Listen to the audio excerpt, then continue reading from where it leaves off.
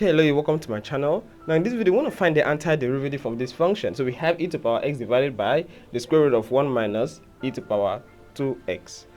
Okay, so we'd like to try this first, right?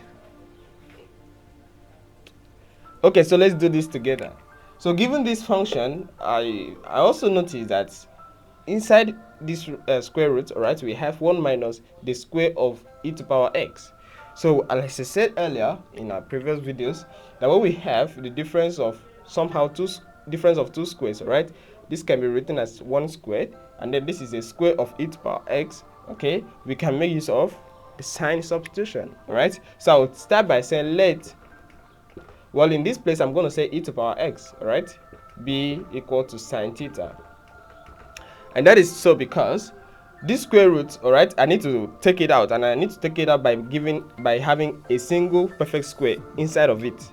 So how do I get a single perfect square inside of it? Well, I know from the trigonometric identities that 1 minus sine squared of an angle will be cosine squared of that same angle. That cosine square will take care of this square root, alright? So that is the essence. So since e to power x is sine theta, alright, that tells us that if we differentiate this, alright, with respect to theta, we're going to have, well, the derivative of e to power x stays the same, e to power x, and we put the dx over here, and we equate it to the derivative of sine theta is cosine of theta, and then we put the d theta over here. Okay, very nice. And now we've got this, and we are going to replace this with, this will now become the integral of e to power x. Well, we say that should be sine of theta, and then we divide it by the square root of 1 minus, well, e to power 2x. Since e to power x is sine theta, e to power 2x is like saying the square of sine theta, right? So we square sine theta. And then dx, well, in this place, dx will be cosine theta over e to power x d theta. So in place of dx, I'm going to put in cosine of theta divided by e to power x, right? D theta. And you know that e to power x is said to be sine of theta. So in place of e to power x here, I can equally just put in sine theta. Alright, so we've changed everything from the x variable to the theta variable.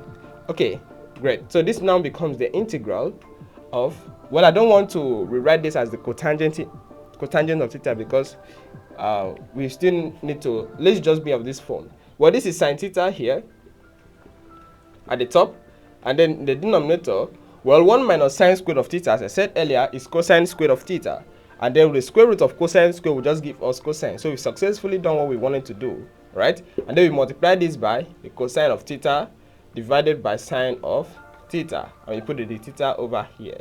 So you notice that cosine and cosine will cancel out, while sine and sine will cancel out.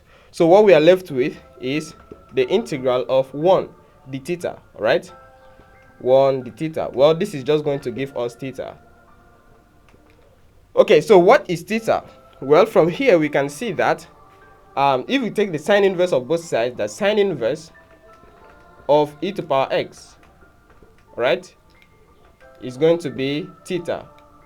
Okay, so by taking sine inverse of both sides, we see that means that theta is sine inverse of e to power x. And that's it. So we just add an arbitrary constant, and this right here is the antiderivative of this function we're given. Okay, great. All right, if you like this video, please do want to subscribe to my channel.